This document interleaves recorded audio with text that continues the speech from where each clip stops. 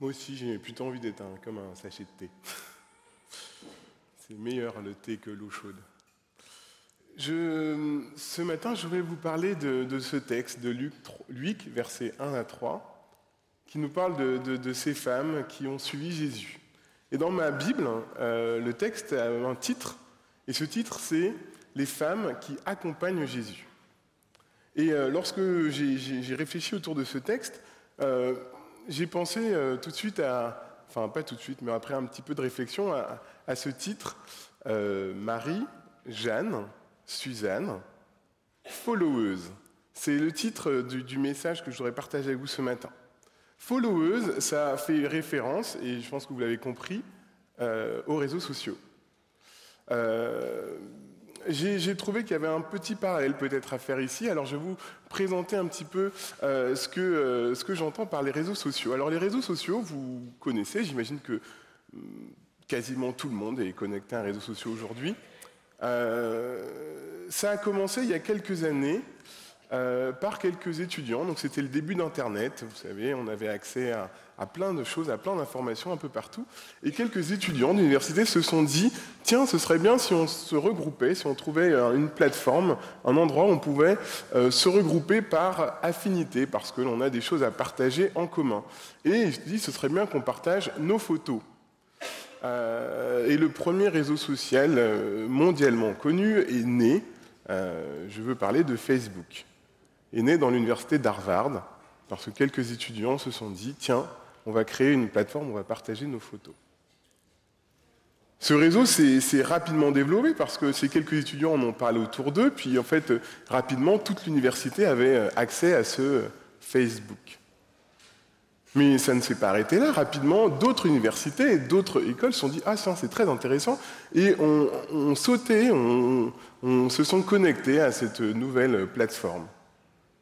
L'université, les jeunes, rapidement, l'université du monde entier, rapidement, les jeunes du monde entier. Aujourd'hui, Facebook, c'est, je crois, 2,6 milliards d'utilisateurs. Et encore plus impressionnant, c'est 1,6 milliard d'utilisateurs actifs chaque jour. Impressionnant. Mais les réseaux sociaux ont évolué. Au début, l'idée, c'était de partager quelque chose qu'on avait en commun. Et puis finalement, on s'est dit, pourquoi se limiter à partager avec des gens avec qui on a quelque chose en commun? Et d'autres réseaux sont sortis et ont intégré ce vaste marché qui s'appelle maintenant les réseaux sociaux, où on n'allait plus suivre quelqu'un parce qu'on le connaissait, et on avait quelque chose à partager avec lui, mais plutôt parce que cette personne avait quelque chose à nous apporter. Et on a créé, ou il s'est créé, ce qu'on appelle des influenceurs, donc des personnes qui ont de l'influence, et des followers, les personnes qui suivent les gens qui ont de l'influence.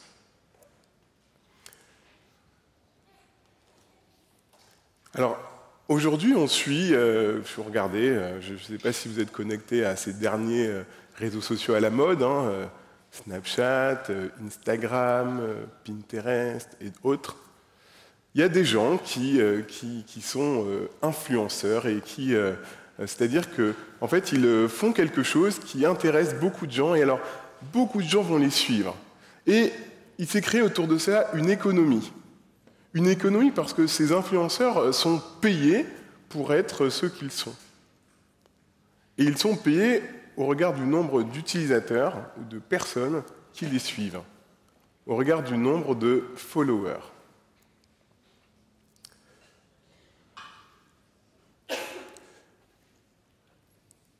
Le marketing s'est intéressé à cette question parce que, comme vous l'avez compris, ça draine des milliards de personnes sur la planète. Et un terme a émergé, et ce terme, c'est ce terme sur lequel je vais m'appuyer un peu ce matin, ça s'appelle le taux d'engagement. Le taux d'engagement des réseaux sociaux, qu'est-ce que c'est? C'est finalement par rapport à une population qui suit un influenceur, donc une personne, une personnalité, ou même ça peut être une entreprise, ça peut être une institution, qu'importe. Par rapport au nombre de gens qui suivent cette personne, on a défini, on a mesuré ce qu'on appelle un taux d'engagement. C'est-à-dire les personnes qui sont engagées par rapport à cette influence. Alors je vais vous prendre un exemple, pour que ça soit très parlant. On va prendre quelqu'un relativement connu, on va prendre un sportif, parce que le sport, je pense que ça touche tout le monde. On va prendre un sportif très connu, on va prendre Zidane. Voilà, Zidane, je pense que tout le monde connaît. Voilà. On va dire que Zidane est un influenceur, puisque beaucoup de personnes le suivent et trouvent que ce qu'il fait, c'est intéressant.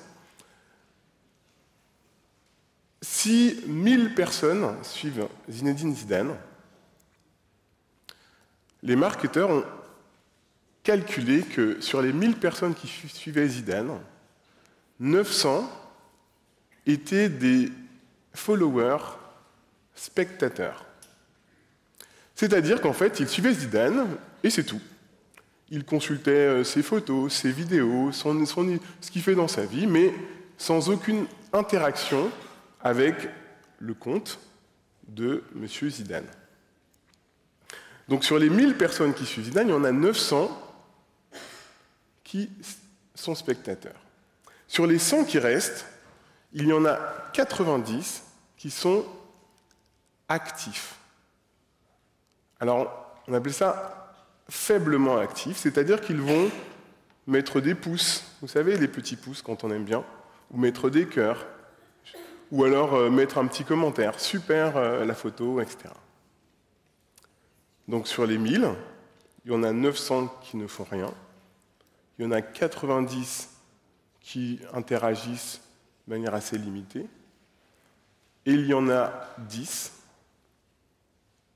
1%, qui sont contributeurs. Et c'est ça le taux d'engagement, 1%. 1% des gens qui suivent quelqu'un, alors c'est une moyenne, hein, ça varie, 1% des gens qui suivent les influenceurs sur les réseaux sociaux sont des contributeurs. Et les contributeurs, c'est les suiveurs qui non seulement vont aimer, liker, faire des petits commentaires, mais également s'approprier le contenu et ce qu'on appelle poster à nouveau, le reposter, je ne vais pas utiliser des termes trop techniques, c'est-à-dire qu'ils vont le s'approprier et ils vont le diffuser à nouveau. Je trouve ça intéressant. Et ça m'amène à ce texte de Luc 8, verset 1. Et ce texte qui s'intitule « Les femmes qui accompagnent Jésus ». Et je voudrais qu'on le reprenne ensemble. Et je vous invite à prendre vos smartphones, vos tablettes, vos Bibles, si vous en avez en papier, ou vos readers, qu'importe. Luc 8, versets 1 à 3. Par la suite, il se mit à cheminer de ville en ville et de village en village. Il proclamait et annonçait la bonne nouvelle du royaume de Dieu. Les 12 étaient avec lui, ainsi que quelques femmes qui avaient été guéries d'esprits mauvais et de maladies. Marie, celle qu'on appelle Madeleine, et de qui étaient sortis 7 démons. Jeanne, femme de Chuza, intendant d'Hérode. Suzanne, et beaucoup d'autres, qui utilisaient leurs biens pour les servir. Alors tout d'abord, comme je vous l'ai dit au début, je me suis posé la question, qu'est-ce que ce texte faisait là, à ce moment-là? Et pourquoi était-il là? Alors, tout d'abord, ces femmes, c'est 3, mais il y en a d'autres, la raison pour laquelle elles suivent Jésus. Et c'est indiqué dans le texte de manière assez claire, ainsi que quelques femmes qui avaient été guéries d'esprits mauvais et de maladies. Mais on sait très bien que Jésus a guéri des centaines de personnes. Et certaines ont choisi, en réponse à cette guérison, à cette délivrance, de suivre Jésus. Qui sont-elles? Marie. Marie, Madeleine, qui est quand même une figure assez connue, même si on n'en parle pas beaucoup forcément dans l'Évangile, on en parle à des moments clés de la vie de Jésus. De qui étaient sortis 7 démons? Alors, je ne vais pas m'étaler sur Marie, puisque l'idée, ce n'est pas de se focaliser sur Marie. En plus, je crois que Christelle va nous en parler dans quelques mois. Mais Marie était une femme qui était possédée par 7 démons. Et vous savez, dans la Bible, quand on parle de 7 ou du chiffre 7, souvent, il y a la partie littérale, mais aussi la partie symbolique. Et 7, c'est le chiffre qui représente quand même alors, c'est pas la perfection, c'est l'entièreté, la globalité. Donc, c'était une femme qui était entièrement démoniaque. C'était une femme qui était complètement à l'opposé de ce que Jésus était. Jésus l'a délivrée, elle a choisi de suivre Jésus. Jeanne, femme de Chouza, intendant d'Hérode. Alors là, Jeanne, on est complètement dans quelque chose de complètement différent. L'intendant d'Hérode, donc Hérode était le gouverneur de la province qui englobait la Galilée, l'endroit où Jésus exerçait. L'intendant d'Hérode, c'était la personne qui était responsable de l'organisation de toute la logistique autour d'Hérode. Et donc c'était quelqu'un de très haut placé. Aujourd'hui, on pourrait parler de peut-être chef de cabinet d'un président ou chef de cabinet de quelqu'un avec beaucoup de responsabilités. Donc c'est quelqu'un qui était très haut placé, qui avait l'oreille d'Hérode, et j'imagine qu'il avait aussi beaucoup de biens et de richesses. Donc sa femme, c'était quelqu'un qui était une femme peut-être pas connue, mais en tout cas dans certains rangs. Et cette femme aussi a été guérie et a choisi de suivre Jésus. Et enfin, on nous parle de Suzanne. Et sur Suzanne, on ne nous dit rien du tout. Donc Suzanne, c'est une femme comme vous et moi. Pas de guérison spectaculaire, peut-être comme Marie, pas de prestance ou pas une position sociale particulière. C'est une femme lambda, j'ai envie de dire, mais qui choisit aussi de suivre Jésus. Alors dans ce texte, on parle de suivre, et on pourrait se demander, et je me suis demandé pourquoi on parlait de suivre à ce moment-là.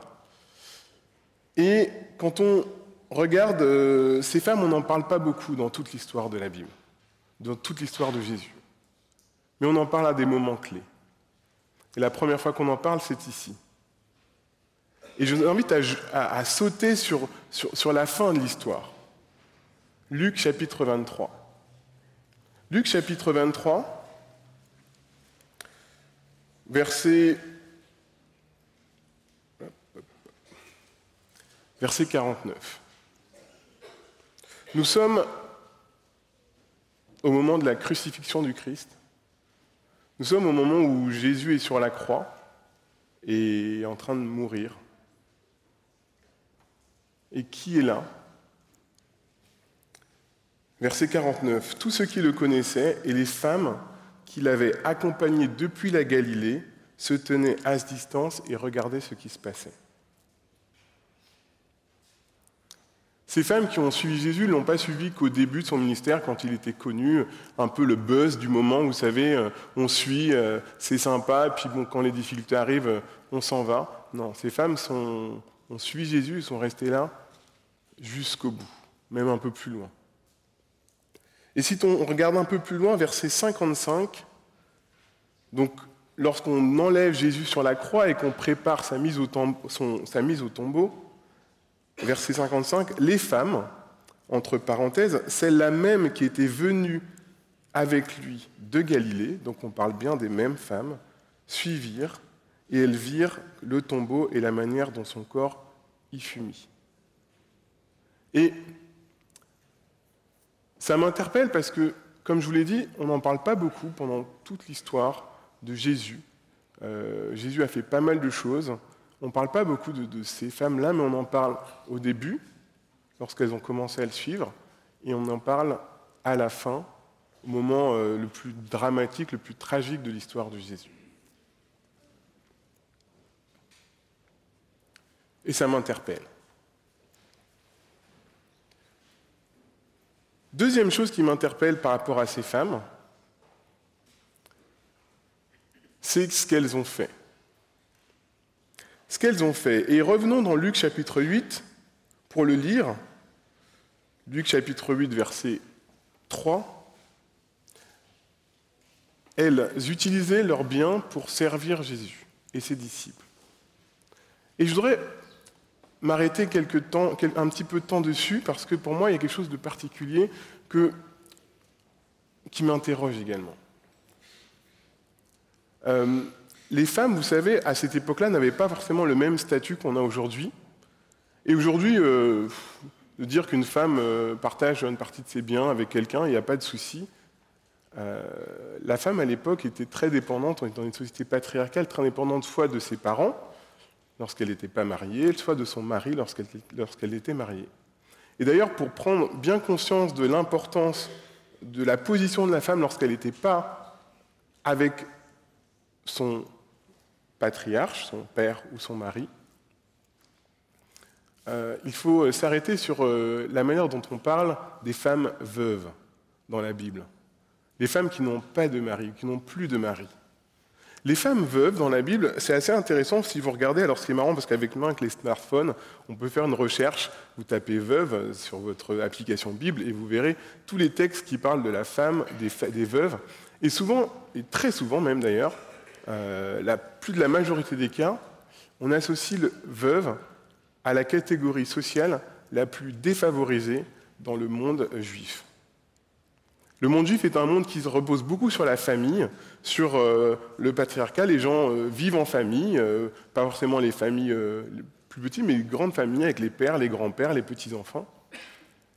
Les femmes qui sont veuves sont considérées comme les éléments les plus pauvres. Et souvent, on associe les veuves à 3 autres catégories de population.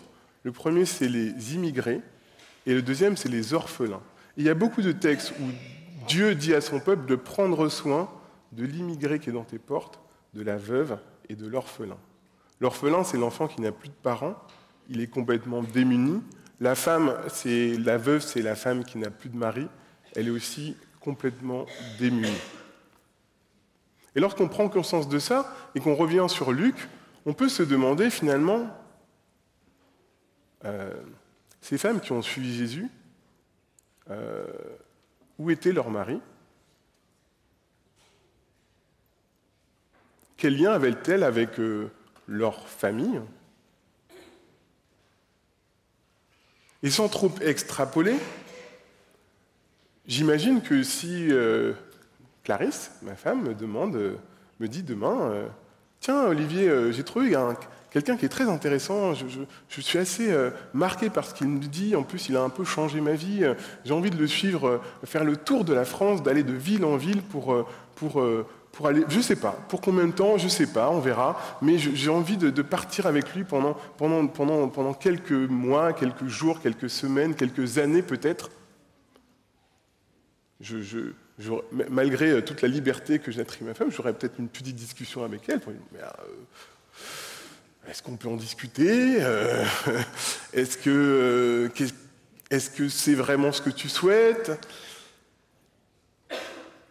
Alors j'imagine à l'époque, une femme qui dit, mais je pars avec Jésus, je vais l'accompagner, mais pas que. Clarisse me dit, bon, en fait, je vais prendre aussi un peu de nos biens, hein, et puis, parce qu'on aura besoin un peu d'argent, on aura besoin de biens, de choses, et puis du coup, je pars avec la moitié de ce qu'on a, et puis hop, salut. C'est tout de suite plus problématique.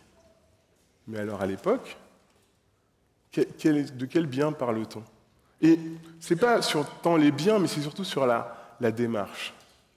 Ces femmes ont dû avoir une force de caractère mais extraordinaire pour soit convaincre leur famille, leur mari, de s'extirper de ce cadre social qui était confortable peut-être, notamment pour Jeanne, qui était la femme intendante d'Hérode, et pour aller suivre Jésus, mais également pour partager leurs biens, donc une partie des biens de la famille, de ce qu'ils possédaient, et l'investir ou l'intégrer et pour aider Jésus et ses disciples à ce ministère.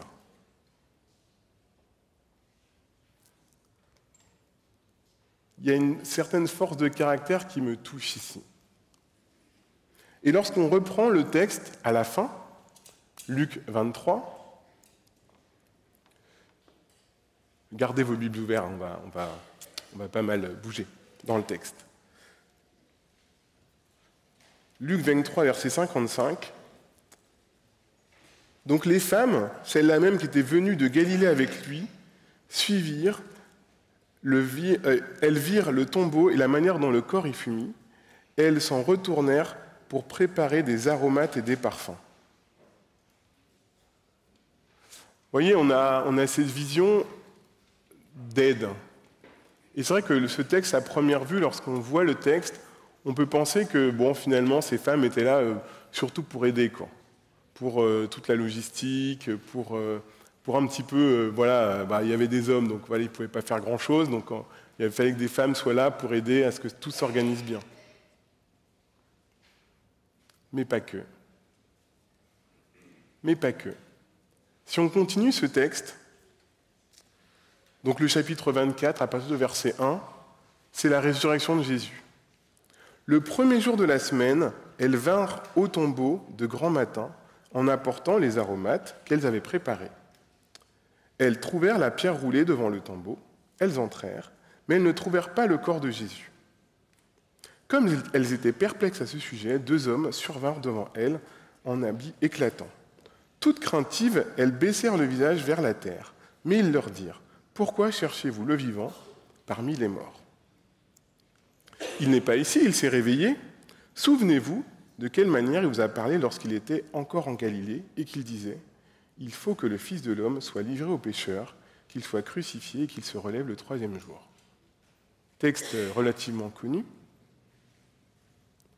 Mais lorsque j'ai lu ce texte, et je me suis rappelé de cette période, de ce texte, où Jésus va annoncer à ses disciples ce passage-là, c'est dans Luc chapitre 9, verset 22. Ce texte précise que Jésus prit ses disciples à part pour leur dire quelque chose et précise qu'il ne souhaitait pas que cette chose soit ébruitée.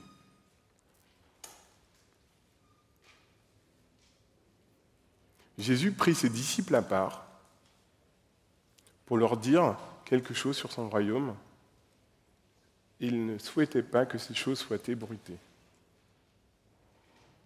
Et là, dans ce texte de Luc 24, on comprend que ces femmes ont entendu ce message, ont entendu ces paroles.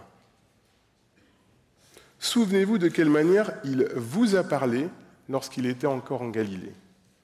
Et verset 8, elles se souvinrent de ces paroles. Ces femmes n'étaient pas seulement des accompagnatrices, elles étaient simplement aussi des disciples. C'est vrai qu'on pense souvent aux 12 disciples lorsqu'on pense aux disciples de Jésus. On sait qu'il y en avait plusieurs autres. Mais femmes disciples, je ne sais pas, peut-être que ça ne passait pas à l'époque. Mais elles étaient là en tout cas. Elles ont entendu ces messages particuliers que Jésus a adressés à ses disciples. Et je commence à comprendre pourquoi on fait mention de ces femmes au début de ce texte.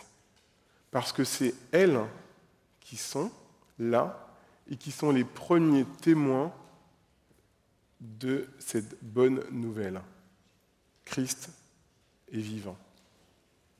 C'est elles qui, finalement, sont les garants de l'histoire, de la clé de l'histoire de Jésus. C'est elles qui sont là, verset 23, pour voir la manière dont Jésus a été mis dans le tombeau, et c'est elles qui sont là pour voir que Jésus n'est plus dans le tombeau. Les premières personnes qui vont interagir avec les anges, et on va voir avec Jésus, et c'est à elles que les anges vont dire « Souvenez-vous des paroles que Jésus vous a délivrées. Le Christ doit souffrir et ressusciter le 3e jour. » Elles sont clés dans l'histoire. Elles ne sont pas seulement là pour accompagner, pour organiser.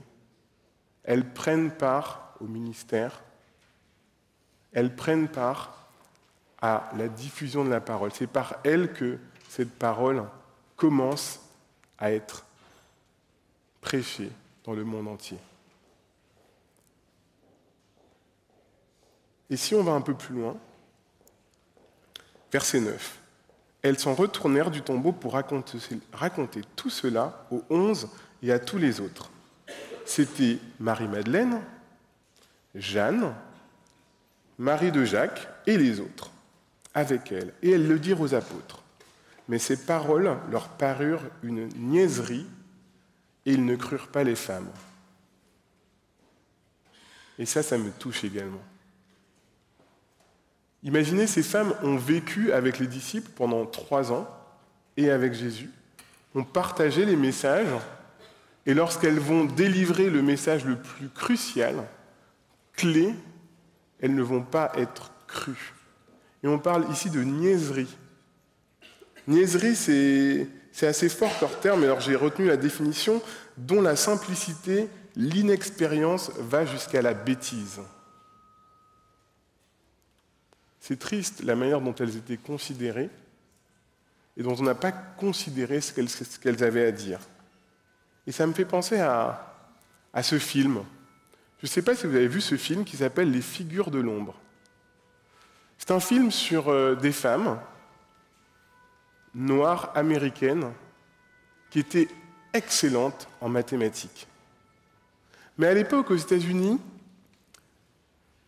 les femmes, et encore plus les Noirs, les Afro-Américaines, n'étaient pas considérées. Et on a demandé à ces femmes de venir travailler à la NASA parce qu'il fallait des calculatrices. Alors les calculatrices, ce n'étaient pas les objets qu'on a aujourd'hui, des fois dans nos téléphones. C'était des gens qui étaient tellement forts en calcul mental qu'elles calculaient mentalement et qu'elles donnaient les résultats pour calculer et pour prendre part au projet d'aller sur la Lune, tout simplement. Enfin, d'aller dans l'espace d'abord, et puis en plus d'aller sur la Lune. À l'époque, il n'y avait pas des méga ordinateurs comme on a aujourd'hui. Il y avait des ordinateurs, mais bon, ils n'étaient pas aussi rapides. Et l'être humain était encore plus rapide qu'un ordinateur pour calculer. Et on prenait des gens qui étaient vraiment excellents, dans le calcul, et on leur demandait de calculer. Mais malheureusement pour elles, elles étaient femmes, et malheureusement pour elles, elles étaient noires à cette époque. Et donc, on ne voulait pas publiquement reconnaître que finalement la conquête de l'espace reposait sur elles. Et donc on les avait mis dans un bâtiment à part, on leur demandait de faire des calculs et puis on revenait chercher les calculs. Les ingénieurs qui étaient responsables, je ne sais pas si vous avez vu le film, mais c'est extraordinaire. On allait chercher les calculs et puis on leur demandait de faire des allers-retours pour aller apporter les calculs. C'était... Aujourd'hui, ça paraîtrait inconcevable, mais à l'époque, c'était comme ça. Et c'était comme ça, pourquoi ? Par le statut qu'elles avaient. Elles étaient beaucoup plus intelligentes, beaucoup plus intellectuellement fortes par rapport aux autres, mais parce que leur statut était celui qu'il était, on les avait mis à part, on les utilisait sans forcément les montrer. Et alors, pour ceux qui n'ont pas vu le film, je ne vais pas vous raconter la fin, mais allez le voir, il est vraiment très bien. Tout reposait sur elle. Et on s'en rend compte à la fin. Tout reposait sur elle. Et là, dans cette histoire de Jésus, quand je lis ce passage de sa résurrection, je me rends compte que ce petit détail, en fait, tout reposait sur elle également. Ces femmes ce texte qui peut paraître peut-être anecdotique au début de Luc 8, versets 1 à 3, on nous présente des femmes, on ne sait pas pourquoi, on nous dit, voilà, Jésus partait de ville en ville, il avait des disciples et puis quelques femmes qui l'accompagnaient. Finalement, ces femmes-là, elles sont clés dans la délivrance du message, du fait que Jésus, aujourd'hui, est vivant. Et je voudrais qu'on puisse retenir quelques éléments de cette histoire particulière. Tout d'abord, ces femmes ont suivi Jésus parce qu'elles ont été touchées par lui. Et aujourd'hui, comme je vous ai fait le parallèle avec les réseaux sociaux, des fois on suit les gens juste parce qu'ils sont connus, juste parce qu'ils sont célèbres, sans avoir forcément d'interaction? Sommes-nous des followers spectateurs ou des followers contributeurs? Si Jésus vivait aujourd'hui, il aurait sûrement un compte Facebook, Instagram, WhatsApp, etc. Et j'imagine qu'il y aurait plein de gens qui le suivraient. Énormément. Et sur tous ces gens, quel serait le pourcentage de followers contributeurs? Est-ce qu'il serait de 1% ou plus ou moins?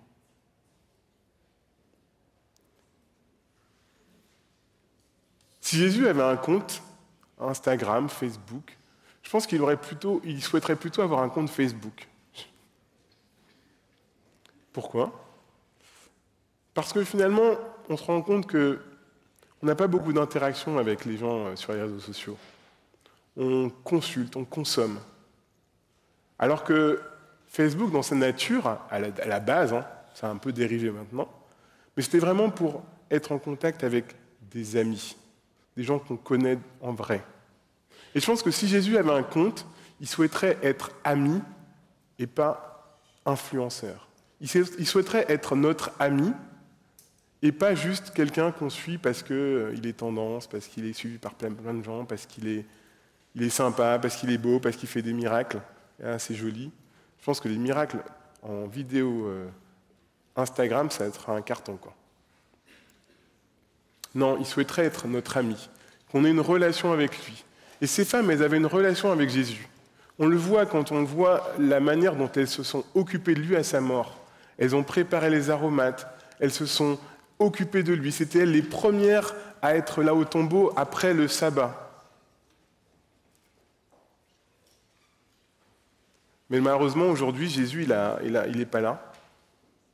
Alors, il y a quelques comptes Instagram et Facebook qui s'appellent Jésus, mais c'est des faux. Mais il nous a quand même laissé une clé. Il nous a quand même laissé une clé, il nous a dit, si vous faites quelque chose au plus petit d'entre vous, c'est à moi que vous le faites. Et aujourd'hui, quand on est sur les réseaux sociaux, on regarde souvent les plus grands d'entre nous. Je vais parler de Zidane, j'aurais pu parler de plein d'autres, de stars de la chanson, d'hommes politiques, de gens qui ont réussi professionnellement parlant. Et on s'intéresse beaucoup aux plus grands d'entre nous. Et Jésus nous dit, si vous voulez me suivre sur Facebook, sur Instagram, intéressez-vous aux plus petits d'entre nous. Parce que ce que vous faites aux plus petits d'entre vous, c'est à moi que vous le faites. Amen.